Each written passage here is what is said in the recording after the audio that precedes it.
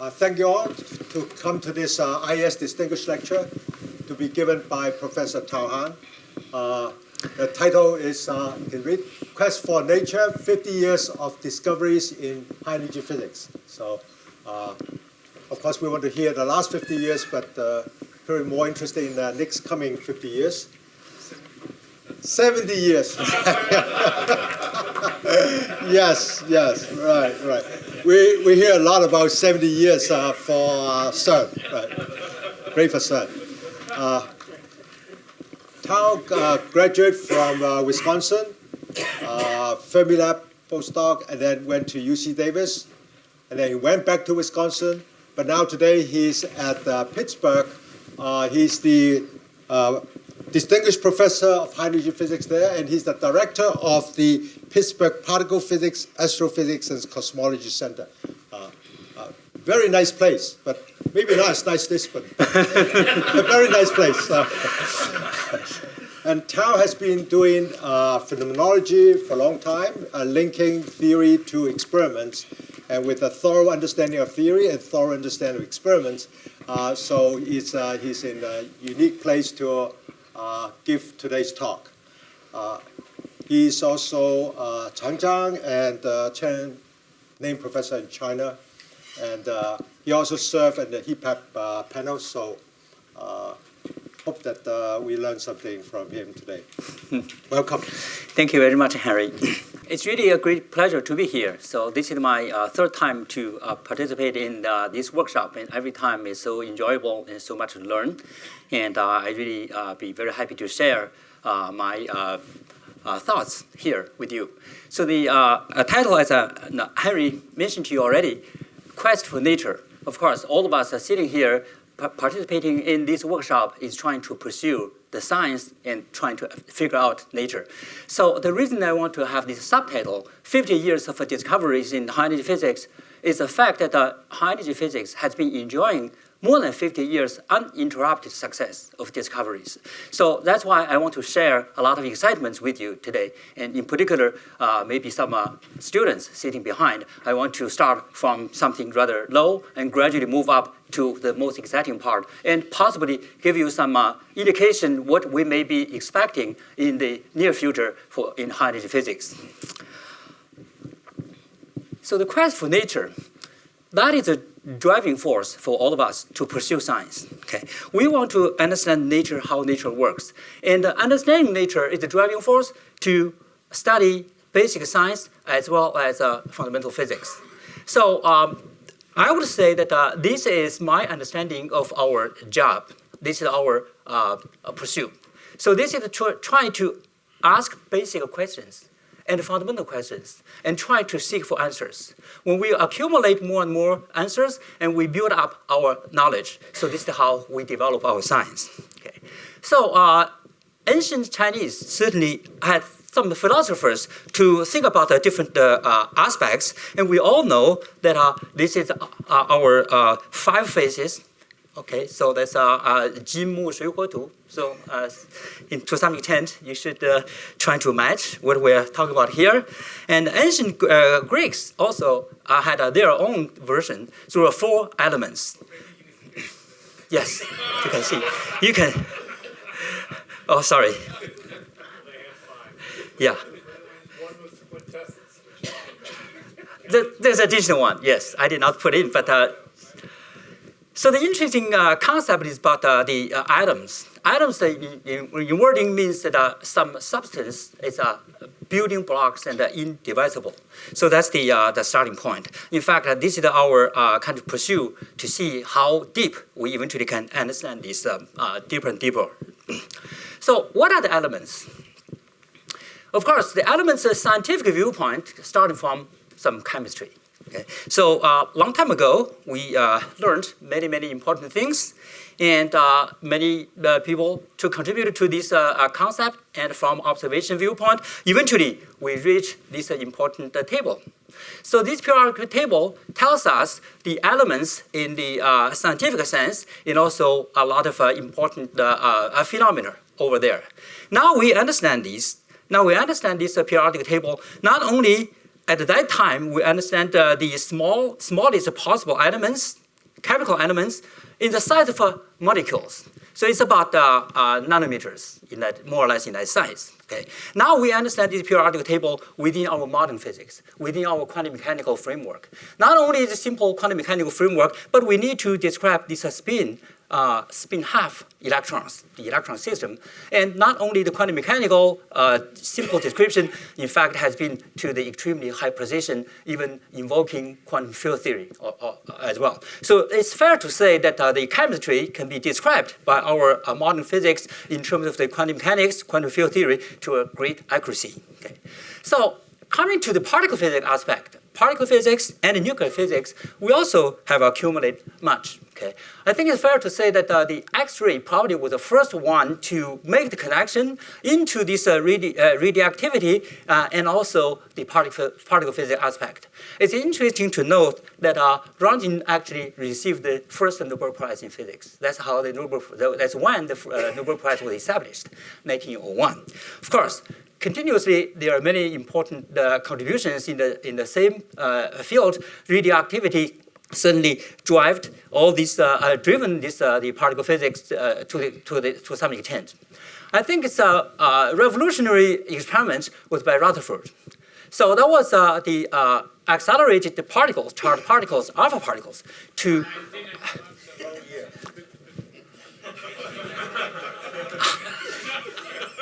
Sorry. I'm glad that Carlos was paying attention. Okay, sorry about that. I think there was a year there. Next one. This is the correct one. In fact, Rutherford got his Nobel Prize in chemistry because of this radioactivity rather than this legendary experiment. But nevertheless, this legendary experiment established the substructure of the elements. Okay, so now if you look at the experimental result, it seems that the scattering is much more than trivial. So the distributions are rather particular, and there are even large angle scatterings sometimes coming back with almost like a back-to-back scattering. So this can be very well described by the two point-like charged particles interacting through the Coulomb potential. So it can be derived into the explicit formalism like this angular distribution. So this we call this a cross-section. The cross-section is the quantity to describe the scattering process, the scattering properties, including angular distribution and maybe even some energy momentum distribution. So here you can see that this is the consequence of a Coulomb potential interaction. This is the momentum transfer squared, and this is in the momentum space. If you transform this by Fourier transformation, this gives you the Coulomb potential interaction there. So you can see that the angular distribution is described pretty well by this, and this certainly is the first indication for this the atomic picture as we know. So this is also give you the size. The dimension is roughly around smaller. So it should be smaller than the nanometer size.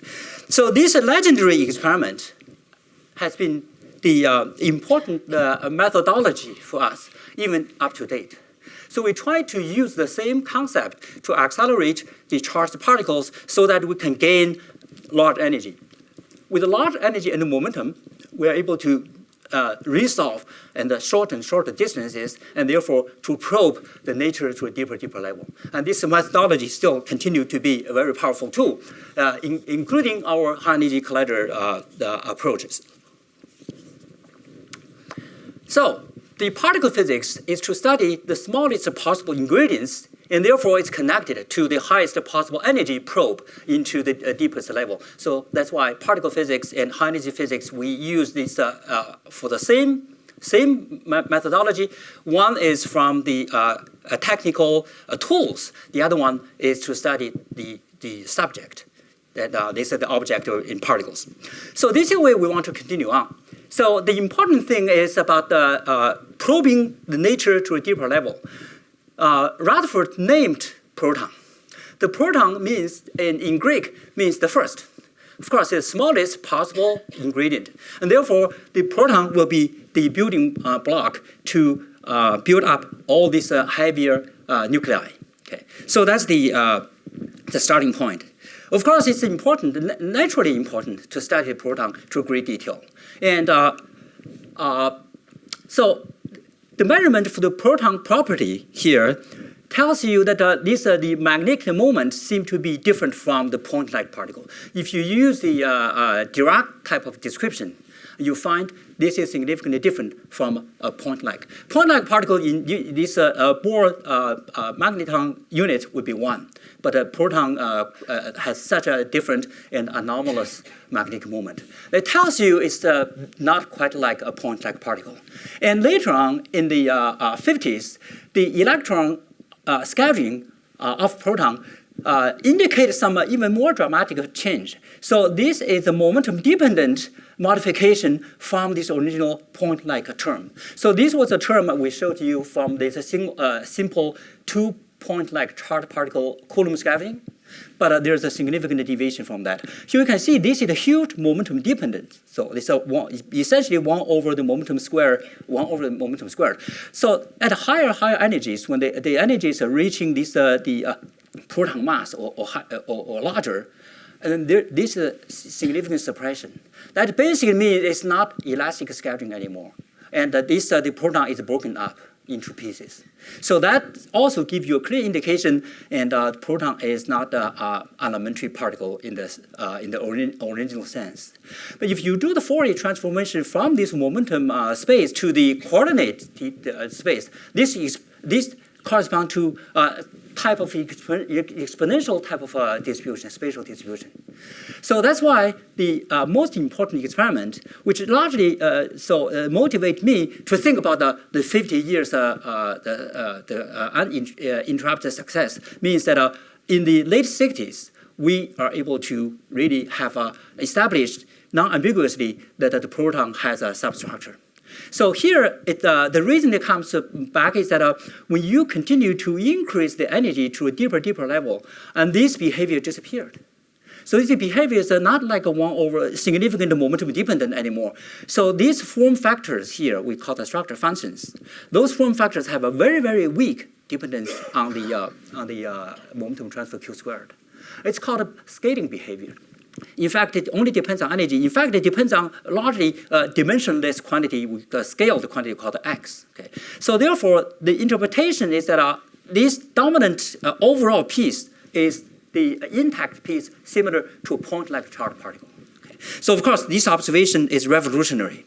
So this observation, of course, won the Nobel Prize for these 3 physicists, and these motivated theoretical thinking, and Feynman came up the interpretation, calling those possible point-like particles partons inside the proton. So rather than diffuse the distribution, and it's a point-like particles to give you this the new interpretation. Okay. So in fact, the concept was not new.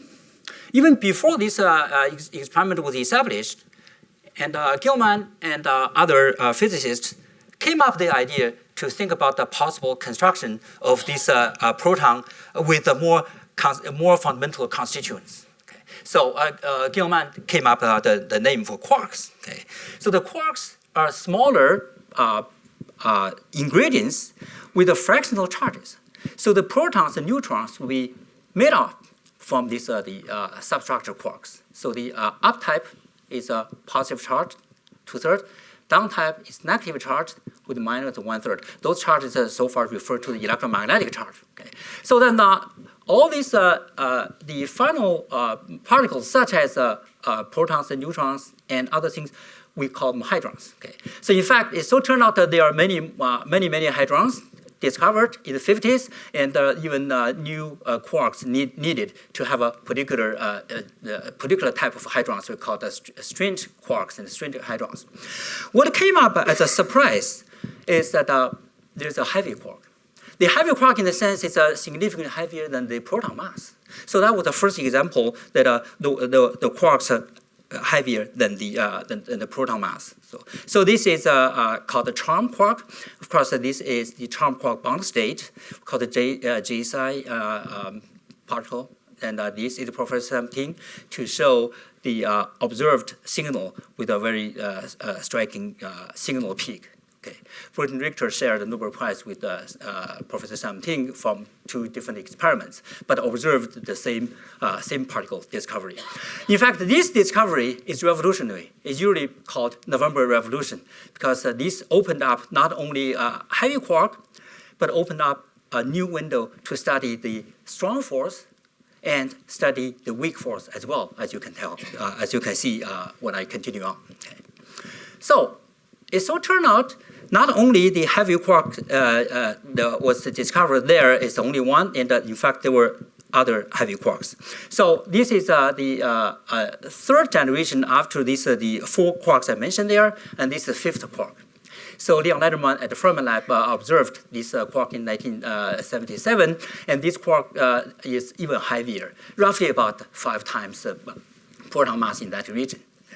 So once again, this quark also bring in important new tools to study things. But finally, 20 years later, at the Fermi Lab, the even heavier quark is pairing with this bottom, called at the top. Top quark was discovered in the time between 1993 to 1995 or so at the Fermi Lab at Hadron. So this is the press release. But this actually is even more mysterious. The top quark, the reason top quark was so late to be discovered was largely because of the heavy mass. The heavy mass is almost like 175 times the proton mass, and it's we consider quarks as elementary particles. So this is an elementary particle to be 175 times more massive than the composite proton. It is almost as heavy as a heavy atom. So this remains to be a mystery for us to study, and hopefully that will give us some hint to understand the physics even beyond the quark level. So, however, all these quark discoveries come into these the so-called hadrons, and so on and so forth. Why we haven't seen the free quark like an electron and propagating around? So the comparison is like this.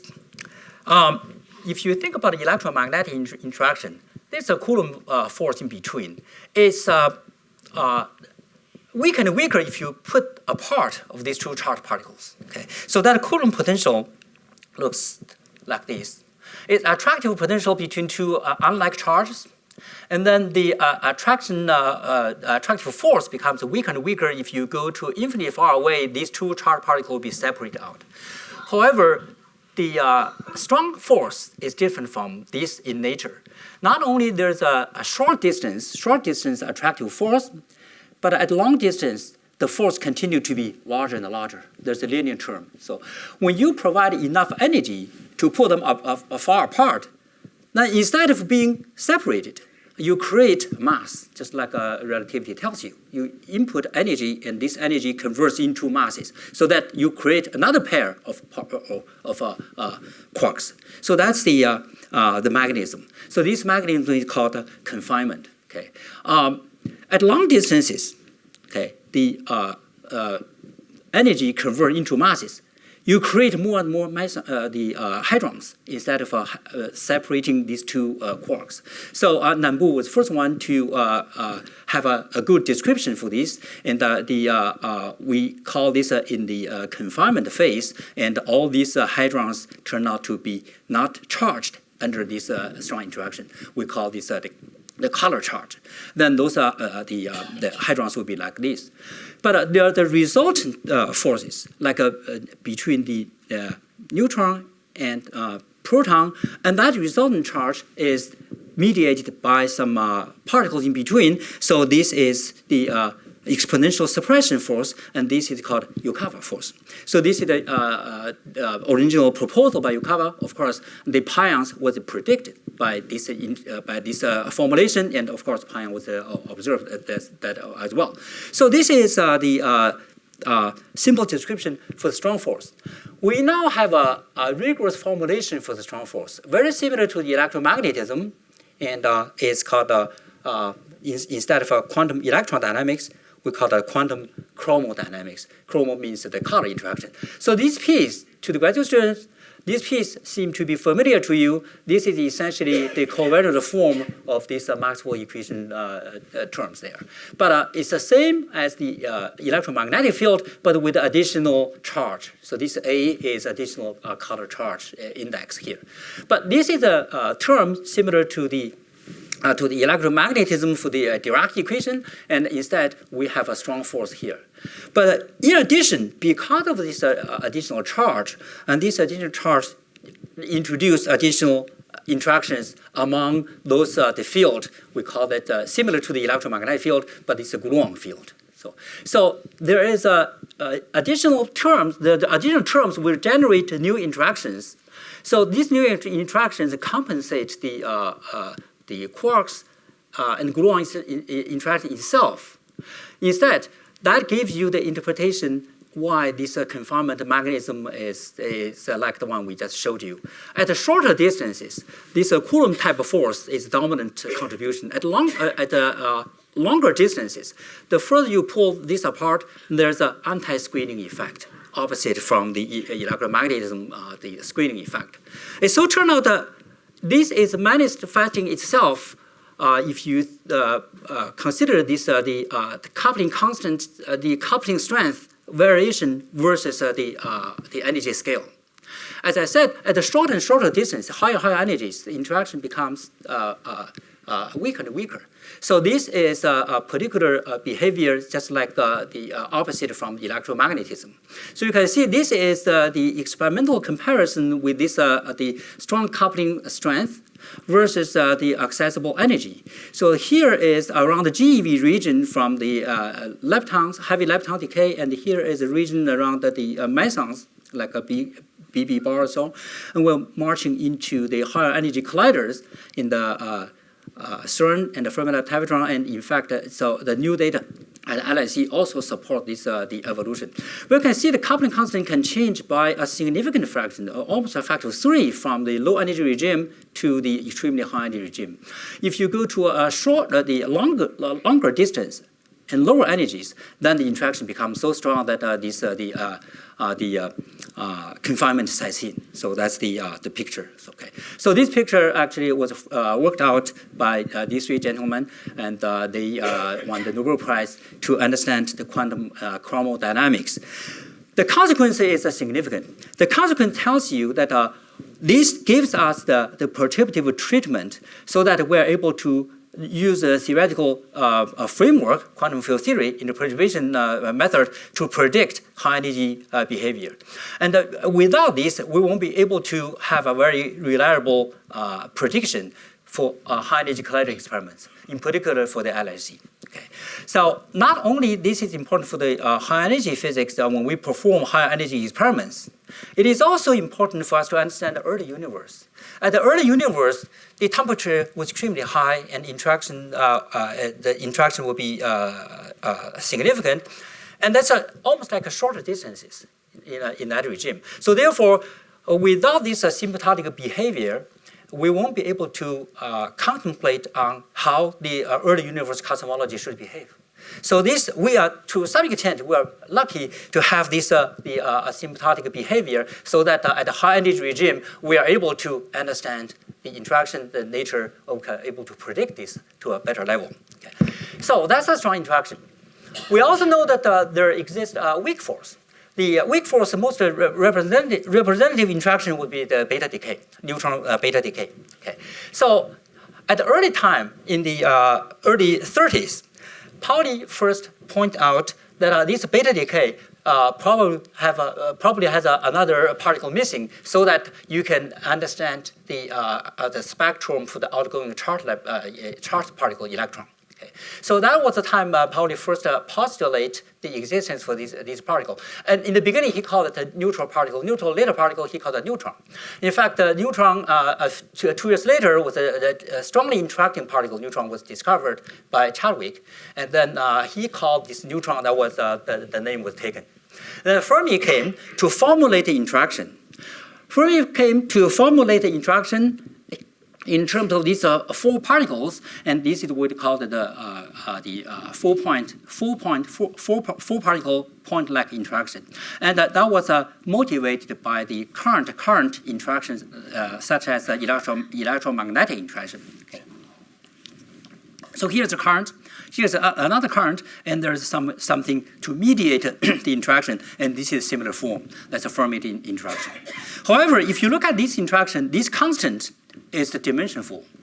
So this dimensionful constant, any dimensionful constant immediately tells you a scale. There's a physical scale there. If you work this out, this constant is rather small, and this is the reason we call this a weak force, but I will come back to comment on this further. And this parameterization remains to be still very accurate even today. If we want to discuss the low energy beta decay, and this is still a very good the description. However, there was a missing particle involved. That is the most elusive particle, I would say. So this is we call the Fermi introduced name neutrinos. Okay. So those neutrinos actually have been identified one by one up to the 3 active ones involving our interactions. And starting from the reactor experiments, and Cohen-Reines first observed the electron flavor, and they shared the Reines got the Nobel Prize for the first one, and Lederman, Schwarz, and Steinberger studied the muon type of neutrino and received Nobel Prize for that. And at the Fermi lab, and the tau neutrino was also specifically identified from this the appearance of the experiments. Okay, so the neutrinos keep giving us surprises. So not only these neutrinos are elusive to escape from the other interactions like our electromagnetic and the strong force, they have masses. They actually even oscillate among themselves into these 3 corresponding neutrinos. We call this different flavors: electron flavor, muon, and tau flavors. These 3 flavored neutrinos actually converge into each other according to certain mixing angles, which basically means the mass eigenstates are different from the it's not aligned with these flavors. So the neutrino physics has been studied to a great detail from the sun, from atmospheric neutrinos, reactors, accelerators, and so on and so forth. It's received significant attention, and quite a few Nobel Prize received there already. And being here very close to our diabase experiments, I cannot resist to congratulate the tremendous success for our diabase experiments, and I'm glad that Yifang is here, and Kim Bill was in, maybe Kim Bill is still here. So I really want to congratulate you for this fantastic job to measure the additional oscillation mode in this framework. Okay. However, there's still more things to learn. Okay. So there are 3 discrete transformations. One is a spatial reflection, almost like a mirror reflection. Second one is from particle to antiparticle, or charge conjugation. So we call this a charge conjugation and parity reflection and time reversal. These 3 discrete symmetries, in most of the interactions, you can describe the interaction according to the definitive transformation properties according to these. So historically, electromagnetic interaction as well as the gravitational force both respect all these discrete symmetries. In particular, the parity is respected by the electromagnetic and gravity force as well. However, weak interaction violates this parity. So this, of course, was the famous experiment by Madame Wu in the 56. So this was the beta decay measurement for the electrons. The electrons seem to have a preferred direction to go out. So if you do the mirror reflection, the mirror reflection corresponds to our space of reflection, and then the electron will not behave almost like your mirror looking at you. If you look at the mirror, look at you, and the other side, the electron should be here. Instead, the electron would go other way. So there's asymmetry. So this is called a parity violation. Of course, this observation was proposed to study by professors TDD and Xing Yang, and they shared the Nobel Prize because of this discovery. And of course, they were our iconic figure to motivate many of the Chinese physicists to pursue research and pursue particle physics study. Okay. Good point. So you should bring this up. Yes, so there are interesting stories, and I probably would not have time to comment on. So that's very important. And it came as a surprise. It came as a surprise that because the weak interaction, of course, was studied rather little by that time, and it certainly surprised us that there was such a fundamental interaction to violate this, the discrete symmetries. In fact, there were more surprises to come.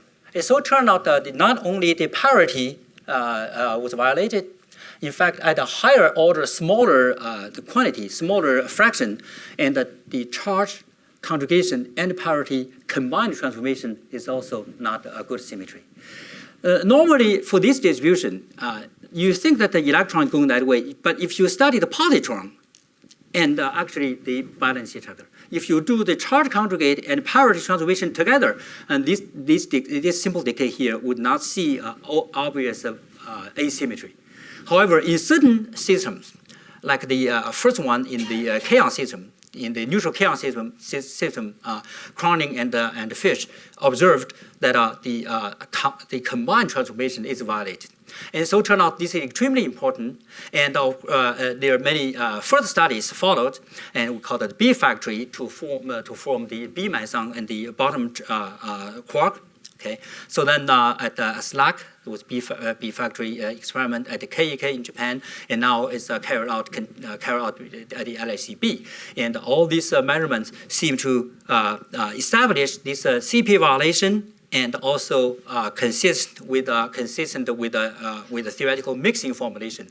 So this mixing formulation is a formulation among these three quarks, and we call that the matrix the CKM. Kobayashi Mashikawa matrix, and they share the Nobel Prize because of the very strong experimental the evidence to fit into the picture very well. And this, not Kabibu. So that's another historical event. So maybe we should have Carlo to be in the committee so that. It is tremendously important to understand this, the asymmetries and symmetries and asymmetries, because this asymmetry will give us the hint why the matter and antimatter may be asymmetric. That's, of course, our current observation. So around us, we are made of matter, proton, rather than antiproton. So what is the original origin? And it is still under serious discussion, both from a theoretical aspect and the experimental research. And this CP evaluation may give us the hint how CP evaluation would be necessary to create this the matter-antimatter asymmetry. Okay. So furthermore, the weak force. Why is the weak force so weak? In fact, the reason the weak force was weak was because of large scale. I mentioned to you, if you scale this, it's something like 10 to minus 5 GeV squared, inverse GeV squared. And if you make this into the scale in terms of the length, it is extremely short ranged. So that's a very short range kind of a high energy behavior. So therefore, if you imagine to go to higher energies, this behavior may be somewhat different. So the suppression, why the weak interaction is so weak, is largely due to a very heavy scale suppression. So that's it. So because of this observation, if you think about this current interaction, similar to Fermi's original formulation, this is a current, weak interaction current. This is another weak current. Somewhere between there are mediators to mediate the interaction, and therefore this is a propagator similar to the momentum one over momentum squared behavior. So because of this, Steve Weimer came up a formulation to in fact, not only Weinberg and Glasgow and Salam, and people came up this the description to say, if this propagator here is similar to the, is motivated from the electromagnetic interaction, and what can be more natural to consider them into a unified multiplets. So this is Weinberg's standard model formulation paper. So it's called a model of leptons. Of course, introduce the interaction there. Okay. So his statement is that the intermediate bosons, like here, that presumably mediate a weak force only. Okay. And what would be more natural to unify these together as a spin 1 multiplets with the electromagnetic interactions. Okay. So that was the idea. However, the only difference is that this is short-ranged. Electromagnetic field is long-ranged. As we know, Coulomb force is long-ranged. The short range corresponds to a scale, corresponds to a mass scale, and now we don't know whether there is a mass term to how to formulate the mass term there. Okay. So, of course, not only the beta decay indicated the existence of weak current, and the weak current mediators have been directly produced at the high-energy experiments. So this is the CERN SPPRS experiment in the 1983, 84, and the weak interaction mediators are directly observed as a resonance. So here is the W resonance. The reason that the resonance is not very sharp is that the missing neutrino is not immediately reconstructed. So okay, but here is the Z to charged leptons, and both charged leptons can be reconstructed very nicely. So you see the signal peak very sharp at the resonance mass. The resonance mass here corresponds to the Z mass around 90 GeV or so. So this, in fact, this is the new measurements from CERN. So this is the Atlas, this is the CMS. And here is Carl Rubia and Van der Meer shared the Nobel Prize to succeed directly produce the WZ. And at this the proton anti-proton collider over there. Okay. So this also the study continued. If you move on to the another machine, it's called Hera. So you see that at the low energy, this the weak interaction is significantly smaller. The W interaction here we call the charge current because of W is charged. The charge current is significantly smaller than the neutral one. The neutral one is dominant by the photon. That's why we call weak interaction weak. However, if you go to higher high energy, when you reach this 10 to the 100 GeV region, 100 GeV region is exactly the WZ masses, and the mass suppression does not appear anymore, and you see the interaction strength for both the charge current, neutral current become the same. So this is the Electroweak unification picture. It's very elegant demonstration that the interaction strength actually is similar, but the suppression is due to a large scale. So that's very nice. However, where is the mass from? If you want to follow the electromagnetic arguments, and electromagnetism has this gate invariance. That gate invariance gives you a lot of prediction power and many other aspects. However, if you continue on to use this gate theory, and the gate interaction would not allow this the bare mass term to exist. So for a long time, this is a major problem, and this was the major question in Weinberg's paper. Then that comes into this so-called the magic. So this is the Higgs mechanism. The Higgs mechanism tells you that we can still formulate the same interaction terms like the electromagnetism with the gate invariance properties there.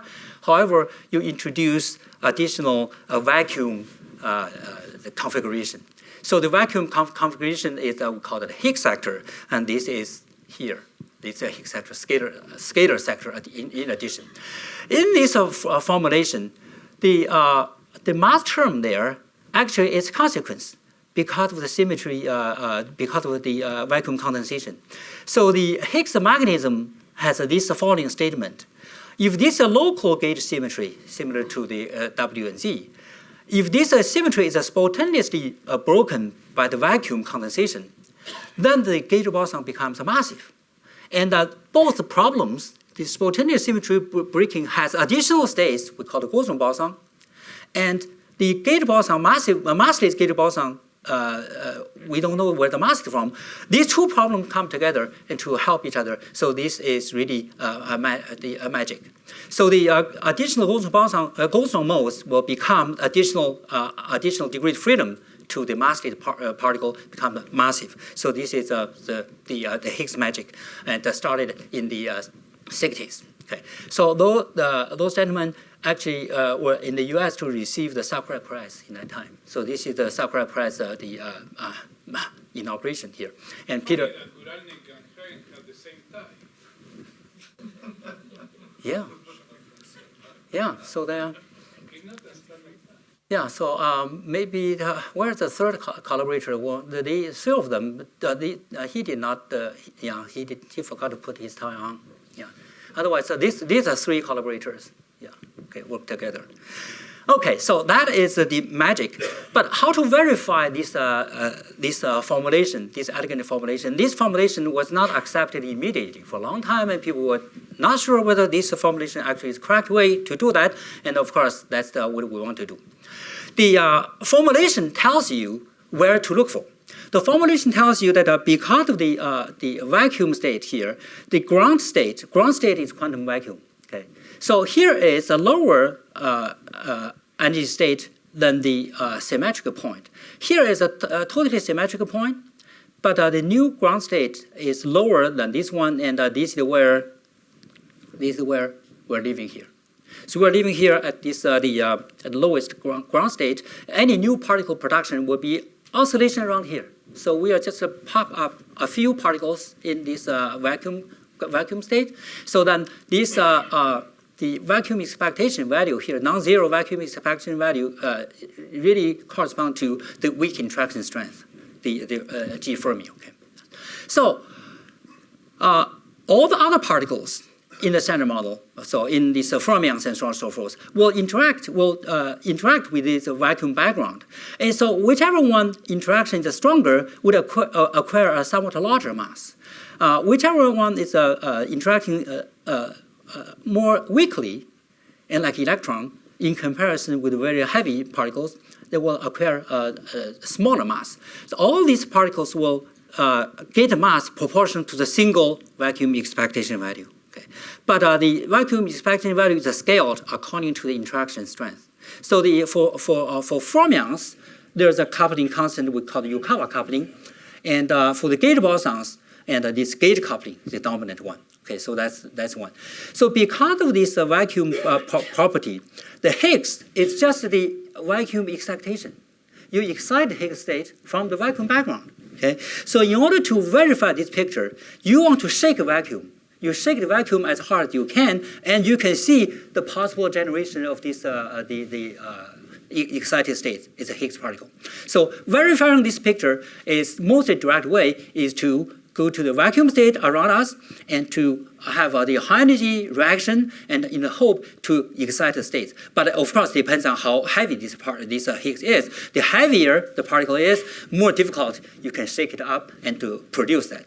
But nevertheless, go to vacuum, anywhere there's a mass, there's the Higgs. So therefore, obviously, you go to a heavy particle state, and that will give you a stronger and stronger coupling to the Higgs field. So this is how we search for the Higgs. Okay. Then, so of course, the Higgs interaction will also result into their self-interaction. That is a very important aspect there as well. Okay, so of course, a lot of hadron colliders were designed to study the electroweak symmetry breaking, and the energy will have to be high enough to produce the highest possible energy particle states and to generate possible excitation as a Higgs field. Of course, this is the Large Hadron Collider is a tremendously successful experiment, and it's 27 kilometers in circumference. And the central mass energy design, central mass energy 14 TeV, and the TeV is 1,000 times more than the GeV, than proton mass. So you can see that. And then the protons are accelerated to an extremely energetic state, And it's as fast as pretty much as fast as the speed of light. Only 7 miles per hour slower than the speed of light. Okay. So then the beam energy is tremendous. So the LHC beam energy is almost equivalent to aircraft carrier with a 30 kilometers per hour speed. So this is the tremendous setting for both the machine and possible detection. The detection is about the huge detector here. So two general purpose detectors, and many of the audience here are involved with these the detectors. One is called Atlas, and the Atlas collaboration also has a lot of involvement from Hong Kong universities and Chinese University, Hong Kong University, as well as here. So then the CMS is the other one. These two multi-purpose detectors contributed to the discovery. So here, of course, is the 4th of July discovery in 2012, and you can see that is the continuous search for this diphoton, two photons, and there's a significant deviation from the continuum background. So here is the signal. Okay. So then both Atlas CMS on this date announced their analysis, and it so turned out that each experiment combined the several channels, and this is the major channel gamma, and also the ZZ channel was also used. So each experiment reached the 5 sigma observation. So that was the discovery. It got tremendous excitement for the field, and tremendously important as well. If you think about this signal, the signal search is very similar to any other signal search, like your TV signal, your radio signal. You look for the high energy, which is the high frequency. This high frequency region is correspond to extremely small wavelength, and this is a wavelength here is 10 to minus 9 nanometers. The nanoscience, of course, is very important. You have a rich physics, but here you see the progress we have made. We have made 9 orders of magnitude deeper than the condensed matter physics regime in this regard. Okay. So now here was the picture for the discovery, and this discovery translated into this citation. So this theoretical discovery of this Higgs mechanism, but verified by this Atlas CMS collaboration. So therefore, professors Angler and Higgs shared Nobel Prize next year in 2013. So that's tremendous excitement. From the proton substructure in the late 60s to date, it's roughly about 50 years. As you can see, the incomplete list from my previous slides, it is fair to say that the high-energy physics has succeeded with uninterrupted discoveries one after another. Okay, so this establishment for this highly successful theory, and in good agreement to unprecedented accuracy with the experiments. So this establishment of the standard model. And then we have a different form of the periodic table. So this periodic table is much smaller, much more compact than the periodic table I showed you in the beginning. And John Edison could even write this down in a few lines for the whole theory. Okay, yeah, right? So let's see, this is tremendous success. I think it's fair to say that with the Higgs discovery, this theoretical formulation is complete. Not only this formulation complete, this is the first time ever we have such consistent theory. Quantum mechanical, renormalizable means your prediction, and self-consistent, which means it's weakly coupled, predictable, no violation of unitarity, and so on and so forth, and even possibly valid up to exponentially high scale, maybe even up to Planck scale. So this theory, in terms of self-consistency, quantum mechanical formulation may even be valid up to Planck scale. Some people make statements saying that most of the grand underlying principles have been formally established, and the future truth of physical science will be just details for precision measurement. Okay, so to be looked for in the 6th place of digits. So where did you hear this statement? So it sounds like a very optimistic particle theorist after the Higgs discovery. In fact, that was Albert Michelson. He made a statement in 1894. So therefore, history probably can teach us something. We should not just be so happy with the standard model and the formulation. We probably should continue to think about other further questions. What do we need to do? Similar to this, once again, similar to this Michelson experiment, Michelson-Morley experiment himself observed the null result. There was no observation for this ether. But it did not mean that no observation actually the end of story. That is revolutionary observation so that we can formulate the modern physics in a different way, in a different path. So therefore, let's start from here to see what else we can do. In fact, it's fair to say the Higgs discovery brings in a lot more puzzles than before. So let me list a few to share the continuing questions. First of all, because of this electroweak phase transition, there is a superconductivity behavior there. So we need to study the superconductivity carefully. So the comparison is as follows. Okay. Now, if you are in the normal phase, the normal electromagnetic superconductivity tells you that the normal phase, the photons will propagate into your material, and with the speed of light in that material. But once you lower the temperature into this after phase transition, and then there's a Meissner effect. The Meissner effect basically tells you that there is the electromagnetic field will be expelled from inside propagation. So, but it doesn't mean it's simply not going into at all. It is parameterized by this additional order parameter. So this parameter here is dimensionful, it's mass term, that corresponds to the Yukawa separation. Okay, so the larger this mass is, the shorter distance you can propagate in. So this is called London penetration depth. So this is typically the case. But for the normal electromagnetic superconductivity, then the photon will acquire mass according to this the phase transition mechanism, and typically it's a few kelvins in that case. But the fundamental mechanism comes from the BCS theory, as we know. But for the electroweak symmetry breaking, the corresponding mass scale according to the Fermi constant and according to the vacuum expectation value is W mass. Typically W mass is here. It's about 100 GeV. The 100 GeV translates into not a few Kelvin, but 10 to the 15 Kelvin in that order magnitude. So therefore, the picture is that after the Big Bang, and the universe started cooling down. When it becomes as cold as 10 to the 15 Kelvin, then we underwent this electroweak phase transition. We are living in the electroweak superconducting phase, nothing more than that.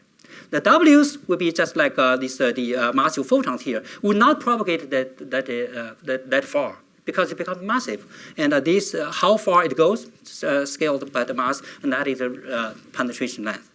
But it will be tremendously important for us to follow this idea, to continue on to see what is the underlying mechanism. In the electroweak superconductivity, the underlying mechanism is BCS, right? So that's what we should continue to think about. So we're living in this electroweak superconducting phase. It's very similar to the formalism that Landau-Ginzburg used. So Landau-Ginzburg used this the formalism like this, saying that there's an order parameter here, and if the order parameter develops such a negative vacuum, so develop a negative constant here, and you have this spontaneous symmetry breaking.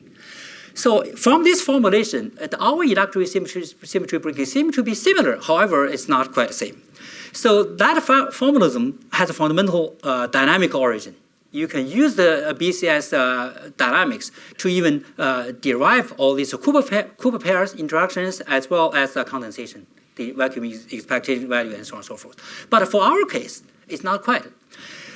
Because of this Higgs discovery, and our condensed matter friends are inspired. So they went on to see whether they are able to shake up something similar to that case. There was a publication a few years ago. There was an experiment carried out in Japan. It so turned out that they shake their superconducting material so hard as 10 to the -3 electron volts, over there. So it's something like 10 to the 12 hertz. They observed the excited state. So that was the Higgs equivalent. That was Higgs equivalent in their system. So this actually was verified. Of course, the underlying dynamics was known. That was the BCS mechanism. But our theory is not Landau-Ginzburg. The reason is that for our formalism, all these states are fundamental elementary particles. Those elementary particles has the Higgs boson alone here is extremely narrow, very massive, and 125 GeV.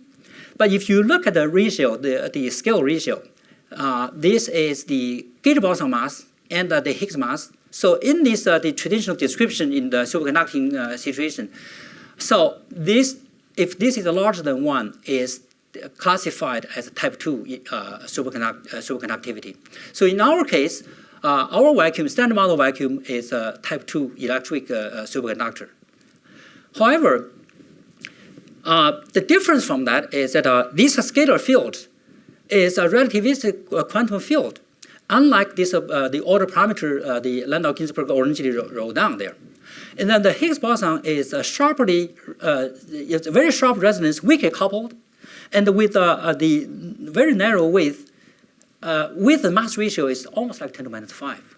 And in the previous slide, when I showed you the excitation in the electromagnetic superconducting situation, that was a very broad resonance. It's somewhat similar to the low energy QCD hadrons, where I mentioned the hadrons, that's strongly interacting. But here is different. Okay, so therefore, it is conceivable the fundamental mechanism is very different from this the traditional electromagnetic superconductivity. Okay. However, we want to go further to see what maybe the underlying dynamics is to construct a Higgs field. So one way is the BCS analog. It is equivalent to the composite Higgs state. However, it doesn't seem to be the case because the interaction should be rather strong. So far, there's no obvious strongly interacting evidence for that yet. Maybe it's weakly coupled. If this weakly coupled theory and the standard model interaction strength is a typical gate interaction, and then there must be some reason, must be some symmetry, and supersymmetry is best candidate for that weakly coupled scenario. I just want to make sure that Carlos is happy with this statement. But I asked the first question, we need an answer. Remember what in the beginning I said, science is nothing but asking fundamental questions and find an answer and continue to make progress. So this is the first question we need an answer. We need an answer to understand the nature of the electric vacuum. However, we still don't know the phase transition. So far, we have this the order parameter V, which was even known from the Fermi constant, and now we measure the second quantity, Higgs mass. We only know 2 terms. When we know the 2 terms in this standard model formulation, there are only 2 free parameters. One is lambda, one is mu. So therefore, the theory is completely fixed. I think that's really too ambitious to say we know everything, because we only know this here. We know the position, know the first the curvature. We don't know anything more than that. Maybe the electric potential is more complex than these simple 2 terms. So we need to know more than that. The reason we want to know more than that is that this has a tremendous impact for the early universe cosmology. For example, if you modify these 2 terms, that's a standard model prediction. Even by one additional term, this we'll call it the dimension 6 operator, beyond this the 2 terms. If you modify it by this way and make the coupling constant somewhat arbitrary, you can significantly modify this picture and have a more general shape here. Sometimes we call it integrate out other states and call the Coleman-Weinberg potential, or Coleman-Weinberg potential may even be not analytical, may even be a logarithm formalism. So therefore, it is important to continue the measurement and to see how to measure and how to determine the higher order terms so that we can understand the electroweak phase transition to a more accurate level. So therefore, as I mentioned, that if this modification is significant, sometimes the modification could even change the Higgs coupling constant, or this lambda here self-coupling by order 1. If you can change this by order 1, the electroweak phase transition can be strong first order. That will have a tremendous impact for the matter asymmetry generation. We call that at the electroweak scale, we call that electroweak baryogenesis. So that is very important to study. So therefore, even along this line, we need an answer. We need an answer to study the Higgs sector and in particular, the triple Higgs coupling itself. So this lambda is interesting. Lambda is new. As I mentioned here, lambda here in the standard model is fixed. In any theory beyond standard model, lambda can be modified. So this is a scalar, this is a dimensionless constant. Any dimensionless constant, we could define this as a force. We could call this a new additional force. So how to study this force? So this force in the standard model is measured by the Higgs mass. It's weakly coupled. They're almost like a 1/8 or so. Okay, so that is standard model. But what is the connection? Whether this is a resultant from other forces like BCS. BCS theory can derive certain form of Landau-Ginzburg.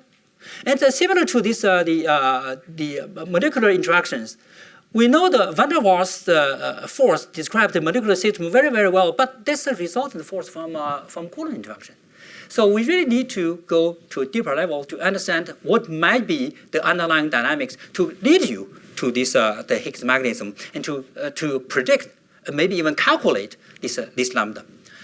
Indeed, for any given theory, you can calculate this. In supersymmetry, because of the symmetry, and this constant is related to gate coupling, it's predicted. It can be it's calculable. Okay.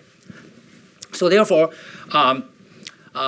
you can calculate this, but unfortunately, so far we have not seen the supersymmetry yet. When the calculations seem to push this supersymmetry a little bit further and further. It's that's a little bit inconvenient for the. But we should continue to search for supersymmetry to see whether supersymmetry is indeed the underlying dynamics to give us this. Okay. Any other theory will have some similar formulation. If you consider the composite strong dynamics, you could also calculate this one. However, it is the other way. Instead of so it's difficult to generate this the correct value there. So the supersymmetry seem to lead rather a small quantity here, but generic strong dynamics will lead to a strong coupling generically. So therefore, if you think about these lambda measurements, it makes the Higgs boson mass to be a little bit too heavy for supersymmetry, but it's on the too light side for the generic dynamics. So the Higgs mass measurement has given us some general guidance to consider possible new physics beyond standard model already. So we need an answer to study this lambda. The other quantity here, mu square here, this is the only, in the standard model, only dimensionful quantity and in this renormalizable Lagrangian. And because this is gating invariant, so this gating invariant term would not protect this term. There's no additional symmetry, and this dimensionful quantity may receive significant corrections. This is the problem we usually call the naturalist problem. Why this scale happen to be so small around us, rather than applicable to any arbitrarily high scale? We claim this theory may be valid to exponentially high scale. And then why this constant is not there, rather than the electric scale. Indeed, if you calculate the quantum fluctuation, quantum correction to this, and the quantum correction to this term is additive. So if you set the new physics scale at Planck scale, then this cancellation is unbearable. In fact, it's almost like the first 33 digits. The first 33 digits will have to be cancelled and leave this, the black numbers here to give you the very, very small quantity because you applied your theory to arbitrarily high scale. So therefore, this is the argument that it's more natural, more likely the new physics associated with the electroweak symmetry breaking should be around electroweak symmetry breaking scale rather than arbitrarily high scale. So this is so-called naturalist problem. And whether we have this, and we need to continue our experiment to search for. Maybe our argument here is not correct. Maybe there's some other mechanism that we don't know between the ultraviolet physics and infrared, low energy infrared physics. So that's something we don't exactly know. And some people just even give up to say they're multiverse, so that this just so happened. But that's not quite a scientific question. So we hope to demand a scientific answer for this one. So that is another reason we need an answer for that. So let me be quick on the other aspect. In the standard model, there's no cold dark matter candidate. So cold dark matter candidate it's natural if we have this cold dark matter to start from the electroweak scale, that naturally give you the correct radical density. So that I think it's quite motivated to consider the dark matter around the electroweak scale. And because of that previous term I mentioned, this previous term is gated environment does not protect this one. Therefore, there's no protection. This one can couple to anything. So this is what we call the Higgs portal. The Higgs may serve as a portal to the dark sector. So that would be, I think it's motivated. So this is a picture for the direct dark matter search. You have seen this from many talks. Here, this is the weakly interacting massive particle as a dark matter candidate mass in GeV here. And here is the spin-independent cross-section measurements. So far, all these curves here, many curves, are the existing experiments to put a bound on and a few future expectations here. Okay. Now, if you introduce the Higgs portal, and the Higgs portal may give you some additional handle to search for the dark matter, not only from this, but also in connection with the collider. For example, if this the WIMP dark matter is rather light, that's just like neutrinos. Give you tremendous missing energy, missing kinetic energy. That would be very good for the collider complementarity. Okay. On the other hand, if this dark matter particle here, this new terms couple here, is rather heavy, it's also good for the collider search because of the high energy collider will open the threshold. So therefore, the collider search for dark matter is complementary to direct search on both ways, both in the low mass end and high mass end. So we need to continue. Flavor particle will be really quick. So the standard model is elegant with so few particles to form the new periodical table. However, all the particles have the mass proportional to the single vacuum expectation value, but with a dramatically different coupling strength. Why? It doesn't sound convincing that the Higgs mechanism to produce all the particle masses will be from the single mechanism. Okay. So here, the electroweak scale 100 GeV, 15 order of magnitude to the Planck scale is nothing in between. Then if you think about neutrino mass is many orders of magnitude below. Again, neutrinos, if we introduce a red hat neutrino, neutrinos will have the chance to be the only particle in the standard model in this formalism, not from the Higgs mechanism. So that mass term we usually call the Majorana mass term. You can write down Majorana mass term. It's not related to the Higgs mechanism. Okay. So that's tremendously important for us to continue to search for. The quark mixing, important. Neutrino mixing, important. Whether there are the new CP violation sources and so on, very important. Then, of course, as I mentioned, the flavor problem is important. So there are many more questions we need to demand an answer. For example, I mentioned this already. The CP violation is tremendously important for discovery, Nobel Prize winning, but it's insufficient to generate the current observed matter-antimatter asymmetry. We need to seek for new CP violation forces and possible new interactions. Okay, then the electromagnetic and weak forces have been unified in such elegant fashion as I showed you even from the experimental observation. Whether the strong force will also come in. But if you involve these three forces in according to scale, at some higher scale, typically around 10 to the 15, 16 GeV or so, it is conceivable those interactions will merge together. It's called grand unification. That would be extremely elegant formulation. Okay. Then, of course, the grand unification will have additional implications, and all the particles will be unified together, and you generate new processes, including the unwanted proton decay and so on and so forth. But you may want to search for that. If you observe certain things like this, that will be a very strong indication some kind of some form of unification exists. Okay. Then you can continue on. and whether the space-time symmetry is enlarged in either supersymmetry or whether there are additional spatial dimensions, such as the large angular dimension and random syndrome theory and so on and so forth. And also we need to understand the early universe physics, such as inflation, and the dark energy is even much harder question to contemplate on. Whether the Higgs around here may play any role to serve as an inflaton, or maybe has something to do with the vacuum state, with the cosmology constant, and so on and so forth. So there are many, many important questions we would need to continue on. I think the Higgs particle, the discovery here, leads us to contemplate on these things, may even serve as the window for new physics. We need the answers. Okay. So what do we have in the near future? Okay. So I want to comment briefly on this P5 practice in the US. Of course, Andy is here, and was instrumental to push this all together to have this document. So there are 5 scientific drivers for us to pursue. Okay. So Higgs is a new particle, and may serve as a new tool for discovery. Okay. So then neutrino mass, as I mentioned to you, is a very intriguing new aspect, and it's likely there may be a new physics, and it's possible that the Majorana mass term will show up beyond the electric symmetry breaking. So that's also very important on the list. Then, of course, dark matter.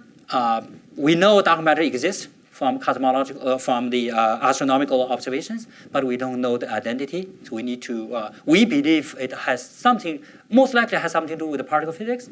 So we need to continue on with that. And maybe we can search for new interactions such as granularification, new particle like the symmetric particles with respect to left-handed interaction and so on and so forth, maybe new principles. But you see the 5 drivers, except the dark energy that is too hard for particle physics to get into, all these 4 drivers will have a lot to do with us, with our future experiments, and possibly with the Higgs around. Okay, so there will be a vibrant program. Okay, not only in the U.S. and but also worldwide. So at the Fermilab, so the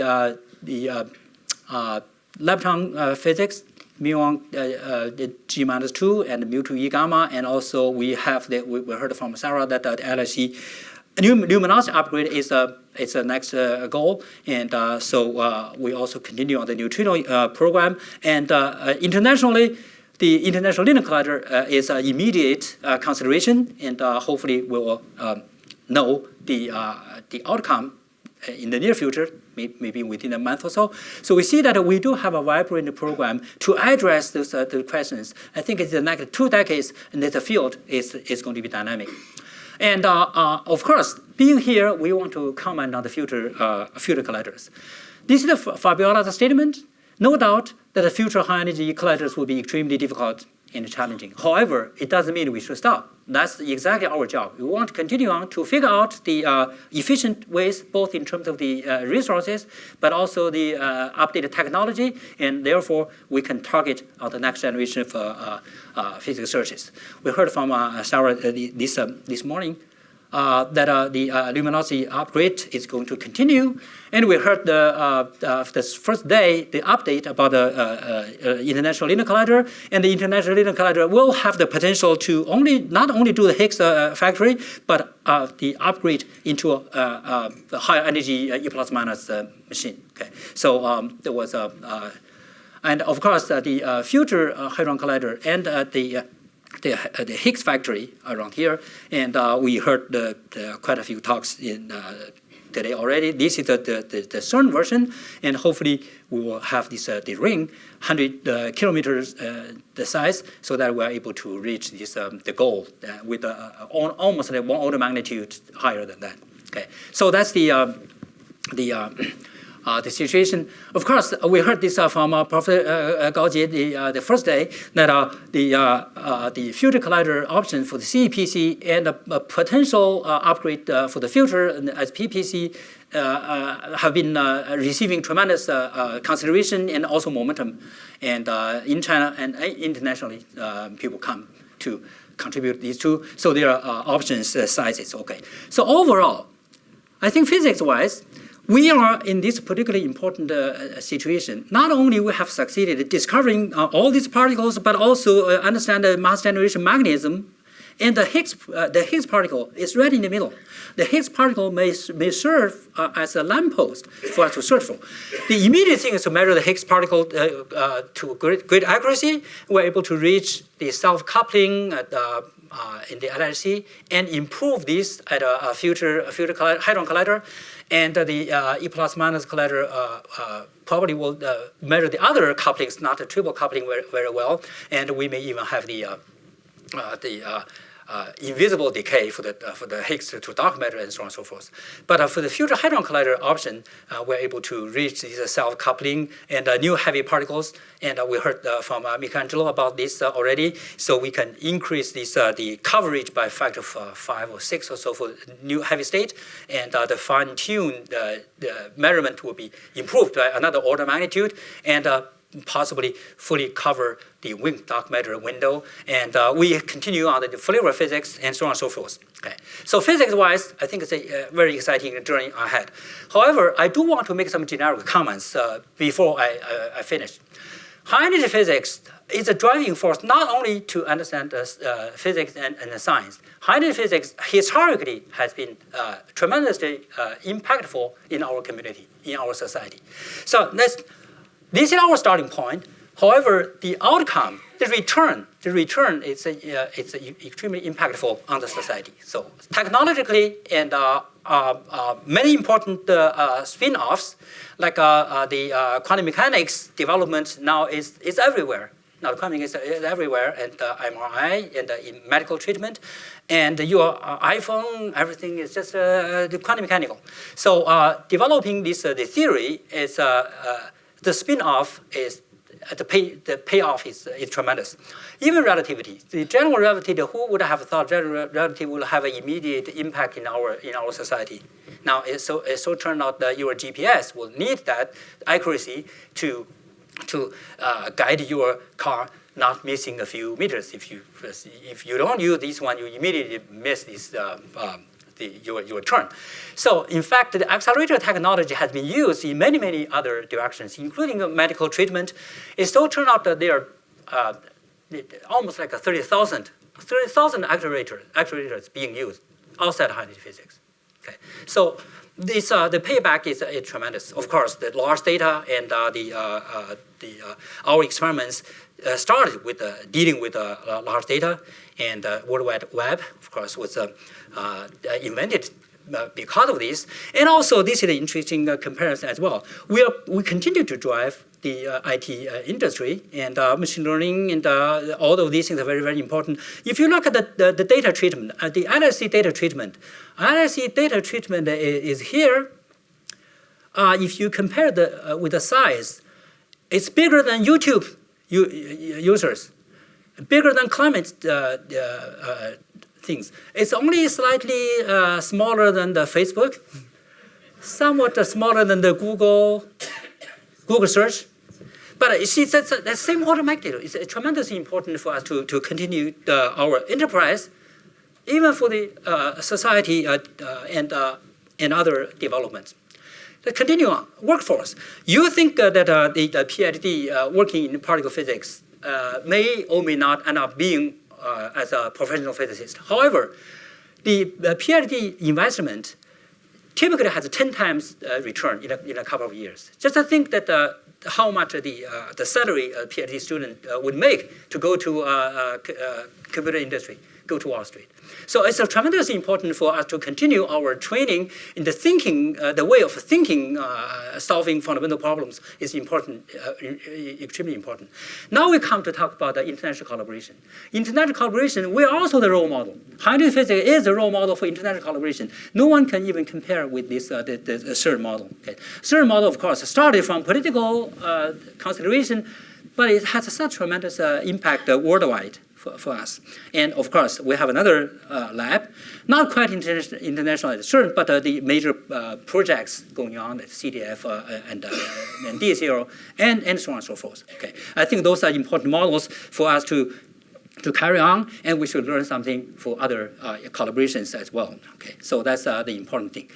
I want to end by these the statements for some of our students may not have heard these. Okay. Fermilab, the founding director, Bob Wilson, responded to a question from a congressman. The congressman asked him, so what your lab, what you do would help defend the United States?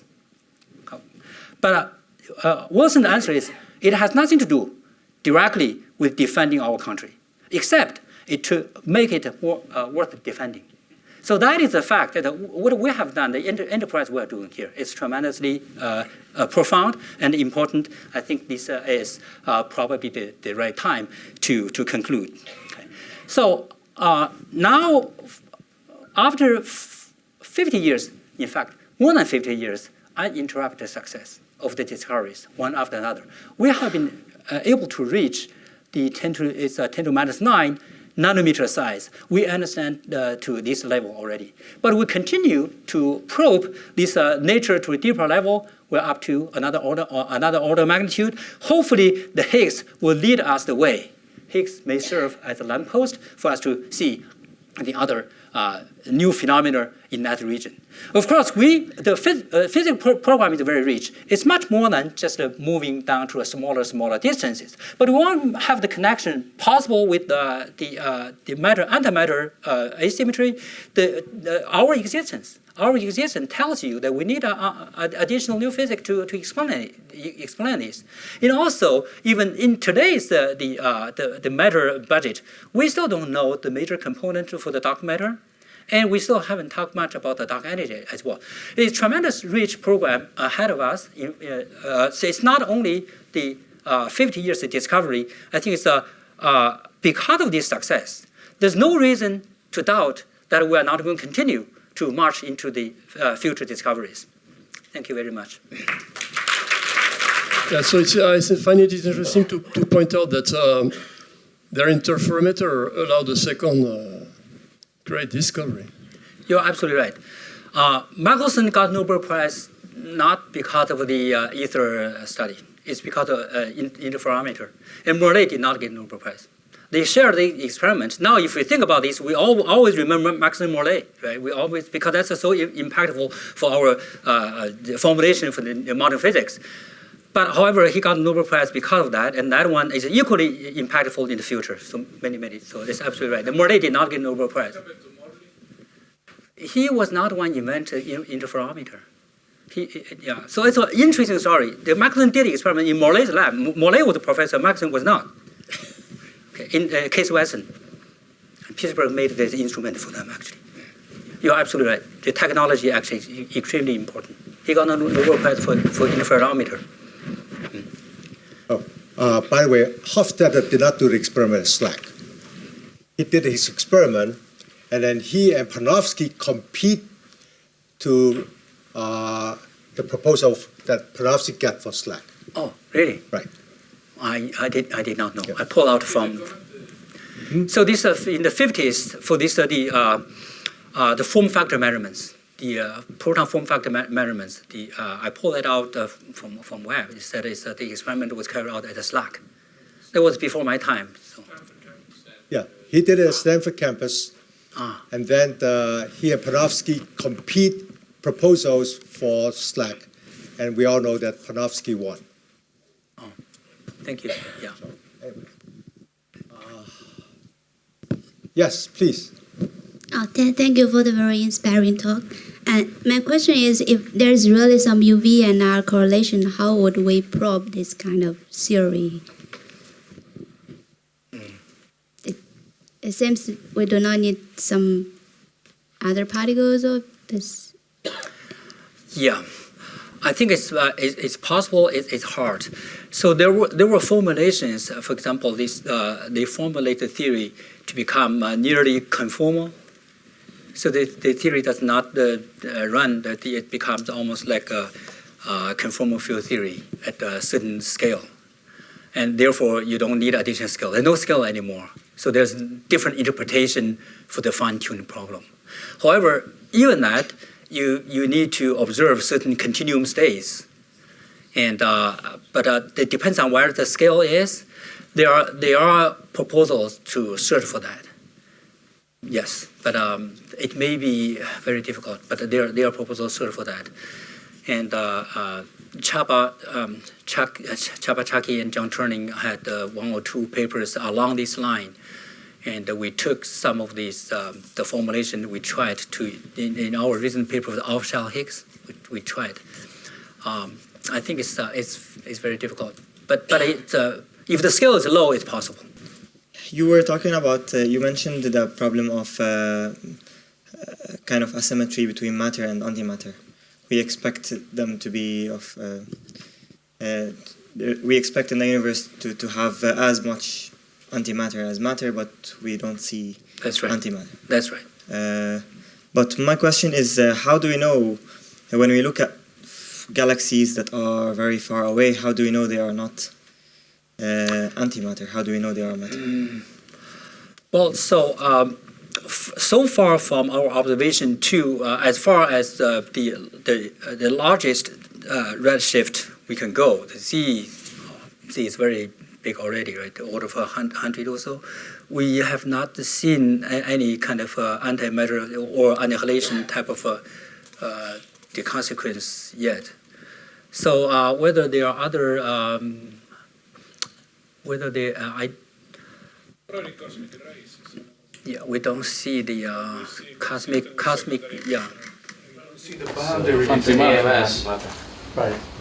You don't see look at the helium nuclei by the EMS experiment. That's the way to look for antimatter. For really large distances, you're looking at galaxies, and you can look at clusters of galaxies and you do not see annihilation, significant annihilation of radiation. That means you have to segregate the antimatter from the matter on scales larger than clusters of galaxies. And even there, occasionally you see clusters collide with clusters and stuff. So it's difficult to separate the antimatter on scales that are much larger than 10 megaparsecs, right? Millions of light years you have to be separating it. So you don't expect it separated, but you could make up a theory that had some kind of CP phase variation across the universe. But if you try to make some contrived formulation, it's possible, but it's not from our current observation. Yeah. George, you're the expert. Wouldn't you expect modifications of the CMB? You would expect, if there was a lot in the early universe, you would definitely see modification. Yeah, you would see modifications in the early. It was one of the first astrophysics experiments I did was to look for antimatter in the cosmic rays, and reach the level where it was clear that we were looking further away than our local part of the galaxy, and looking maybe with some extragalactic signal, more than seeing it. And then if you look on larger scales, it's clear. So it's very difficult to do it. You want to separate the matter from antimatter extremely early. In all the missions that you set for particle physics, you mentioned that dark energies cannot be explained in the regimes of particle physics. So I wonder how about the vacuum energies? How about if we just pick a theory and try to calculate the vacuum contribution from all particles? Have anyone ever tried it to explain for dark energy? Yeah, so it's easy to have non-zero dark energy. And the Higgs will contribute, and the QCD phase transit also contribute, but it's very hard to tune the observational value. So observational value is to some extent it's small, much smaller than the order of magnitude smaller than the Higgs wave and other things. And particle physics certainly does not have any mechanism to do that. And of course, string theory try to do this, and even you accept a cosmological constant, like just a constant. The cosmological constant will do the job very nicely. But how do we understand this? So why is it such a particular value? Then so far the string theorists usually say this landscape. There are many options, many 10 to the few hundred power options, and we just happen to be here. It's anthropic. It certainly is not a very satisfactory theoretical argument, but it could be the possible solution. I don't know how to justify this. And we have only one universe, so we don't have a large number of statistical ensemble to. It's still hard. Supersymmetry, if the supersymmetry is exact, and then you cancel this out, there's no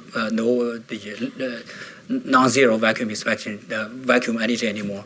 However, we know supersymmetry is broken on our current observation, and then the supersymmetry would also contribute.